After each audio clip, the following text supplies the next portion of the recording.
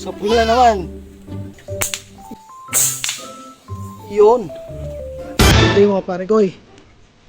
Test na natin itong ating 0.75 mm na flat bag. Bala natin 8 mm steel. Nice! Tapos yung layo mga 7 meters layo natin. Yan natin itatama. Practice tayo, practice para gumaling tayo.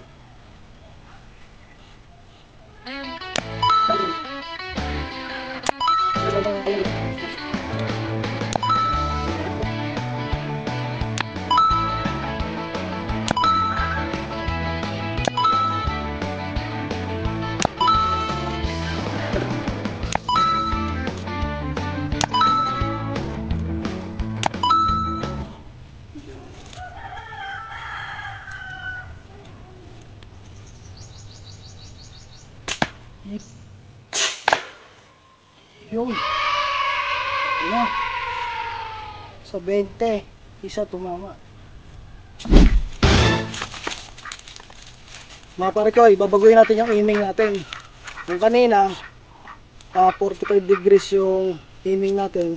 Ngayon, gawin natin na 90 degrees. 90 degrees ba yan yung paganto? Paganyan. Kanina, 45 pa ganyan. Baguhin natin ito ganito.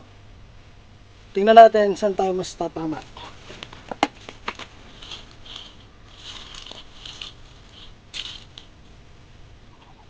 Clay ball.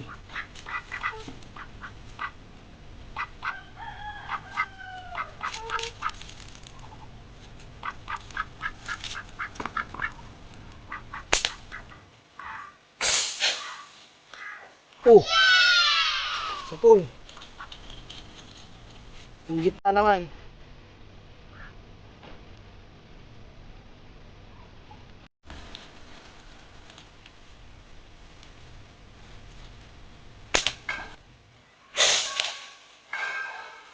Sa pula naman.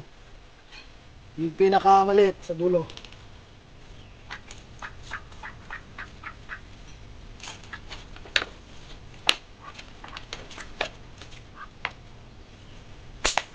Yun lang, sumablay.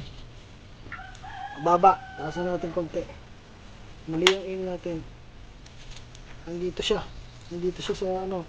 Wala siya dito sa ibabaw. Nandito siya makaangat.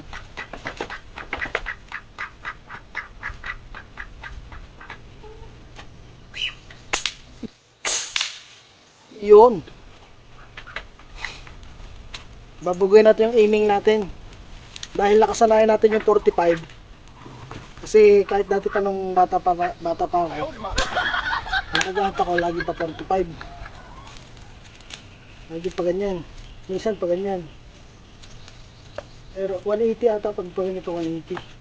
Di pa lang basta bubuo ko sa 45, 90, 80. Ganito. 180. Tama ba? 180. Basta. Ganito. Yung pag-in ko dati. Tsaka ganito. Ito sigurado ko 45. Ito. Ito 90. Ganyan. Mas tumatama tayo kapag pag ganito. Pag ganyan, mas tumatama tayo. Tapos yung target natin nandito lang. Sa tulo nito, sa tip nito. Dito lang siya. Yan, mas tumatama tayo kaysa sa 45. Kaya, pra-practicein natin ang aiming natin is laging pag ganito. Hanggang sa makuha natin yung tamang trajectory. Kung malapit, kunwari 5 meters, 10 meters, 15 meters, 20, 30, meron ang gagawin natin. Doon tayo sa kung saan tayo tatama. Kasi kung ipipilit natin yung 45, di man tayo tumatama. Walang kwenta mga pare ko. Kailangan nag-experiment din talaga. So yun lang mga pare ko. Abangan nyo yung mga upload natin regarding sa slingshot. Bye bye.